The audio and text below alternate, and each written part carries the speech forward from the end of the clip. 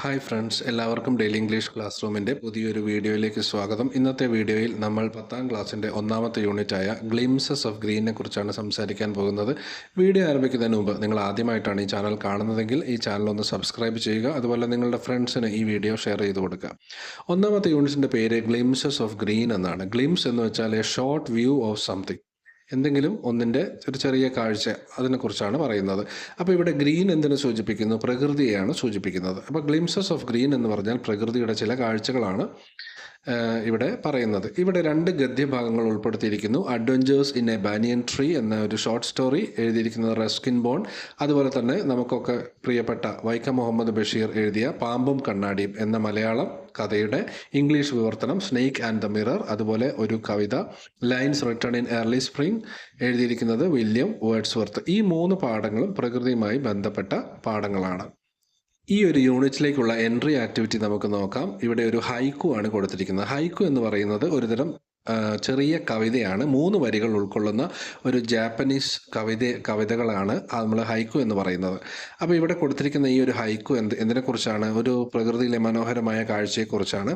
The mountain mist hovering over the pines and ponds unveils the heaven. Unveils എന്ന് വെച്ചാൽ തുറന്നു കാണിക്കുക. അപ്പോൾ ഇവിടെ സ്വർഗത്തെ തുറന്നു കാണിക്കുന്നു. എന്താണ് സ്വർഗത്തെ തുറന്നു കാണിക്കുന്നത്? ഈ മനോഹരമായ ഈ മഞ്ഞും അതുപോലെ തന്നെ പൈൻ മരങ്ങളും കുളവും, ഒരു മനോഹരമായ ഒരു കാഴ്ച. ഇത് ഒരു സ്വർഗ തുല്യമായ കാഴ്ചയാണെന്നാണ് ഈ ഒരു ഹൈക്കുവിലൂടെ പറയുന്നത്. അപ്പോൾ ഹൈക്കു എന്ന് പറയുന്നത് ഒരുതരം ജാപ്പനീസ് കവിതയാണെന്നുള്ളത് ഓർക്കുക. അതുപോലെ തന്നെ അതിൻ്റെ സ്ട്രക്ചർ 5-7-5 എന്നുള്ളത് ഓർക്കുക. 5 സിലബിൾസ് ആണ് ഒന്നാമത്തെ വരിയിലും 3ാമത്തെ വരിയിലും ഉള്ളത്. 2ാമത്തെ വരി കുറച്ചുകൂടി ലെങ്തിയാണ്, 7 സിലബിൾസ് ഉൾക്കൊള്ളുന്ന ഒരു വരിയാണ്. ഇതിൻ്റെ തൊട്ട് താഴെയായിട്ട് ഒരു ചെറിയ ആക്ടിവിറ്റി കൊടുത്തിട്ടുണ്ട്. Nature is not a place to visit it's home. Discuss ചെയ്യാൻ പറഞ്ഞിട്ടുള്ള ഒരു ആക്ടിവിറ്റിയാണ്. പ്രകൃതി എന്ന് പറയുന്നത് നമുക്ക് പോയി സന്ദർശിക്കാൻ പറ്റുന്ന ഒരു ടൂറിസ്റ്റ് ലൊക്കേഷൻ അല്ല, മറിച്ച് അത് നമ്മുടെ വീട് തന്നെയാണ് എന്നുള്ളൊരു ആശയമാണ് നമുക്കിവിടെ കിട്ടുന്നത്. ഈ ഒരു ചോദ്യത്തിൻ്റെ ആൻസർ നമുക്ക് എങ്ങനെ എഴുതാമെന്നുള്ളത് നോക്കാം.